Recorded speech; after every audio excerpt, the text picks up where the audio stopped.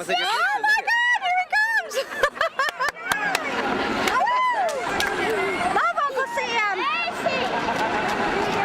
Look, can he shake my hand? I hope so. That's why he's a clown.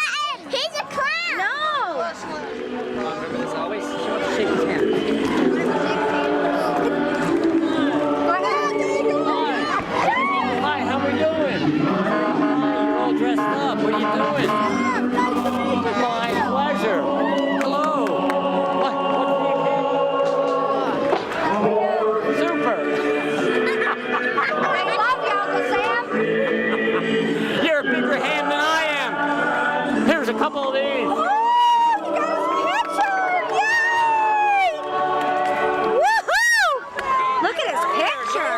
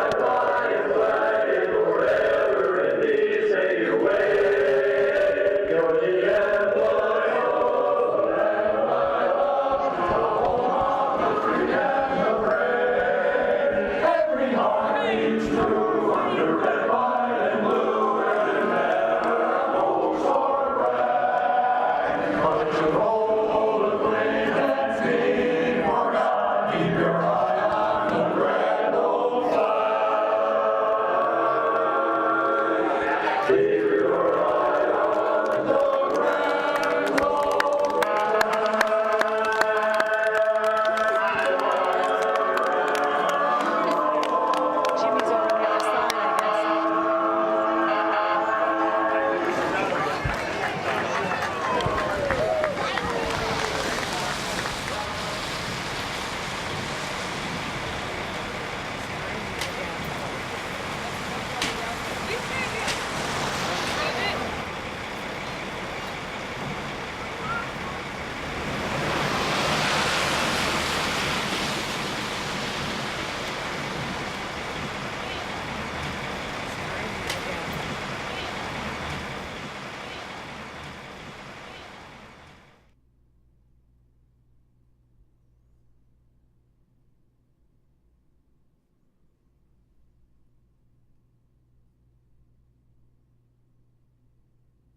Do you have some political reason for doing this, or more as a historian, or?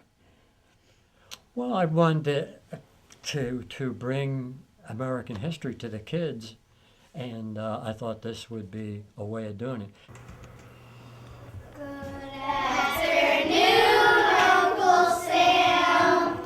Good afternoon. Greetings.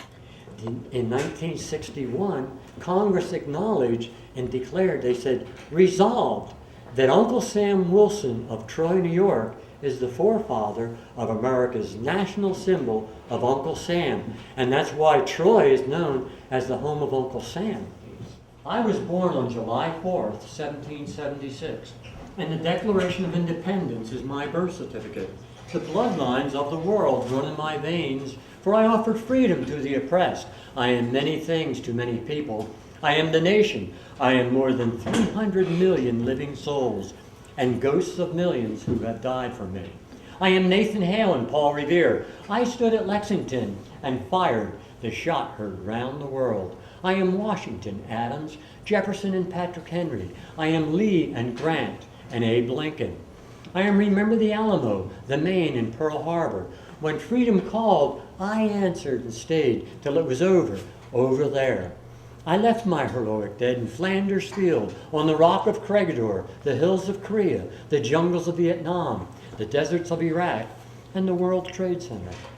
I am Independence Hall, the Monitor, and the Merrimack. I am forest, field, mountain, and desert. I am the quiet villages and the cities that never sleep. I am the ballot dropped in the box, the roar of the crowds, and the voice of a choir singing in a cathedral. You see the lights of Christmas in me, and hear the strains of Auld Lang Syne as the calendar turns. Yes, I am the nation, and these are the things that I am. I was conceived in freedom, and God willing, in freedom I will spend the rest of my days. May I possess always the integrity, the courage, and the strength to keep myself unshackled, to remain a symbol of freedom and a beacon of liberty to the world. This is my wish, my goal, my prayer, 231 years after my birth. Now, are you a political guy? I don't think so. I'm thinking a lot about the service jobs now that are minimum wage kind of service jobs. I mean, factory work was definitely hard and, hazardous to the people that work there, but still there seemed to be a sense of pride in what we made. I guess I want your feelings more about America, maybe, than Troy. And what direction are we going? Where are we? Is it still a great country? Oh, I believe so. It's the greatest there is, as far as I'm concerned. And Uncle Sam represents America, represents the United States of America. And he is really known throughout the world. We always hear about all these problems, health care. A lot of it does come from these kind of jobs, and that's why I'm interested in Troy, because we were the birth of the Industrial Revolution. Sure.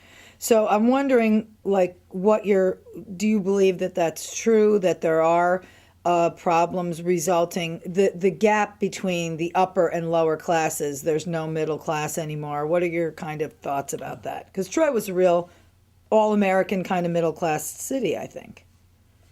I guess so, but they had their rich over there too. That's where a lot of the rich, Russell Sage and them, but everyone benefited from the rich people because they employed a lot of other people.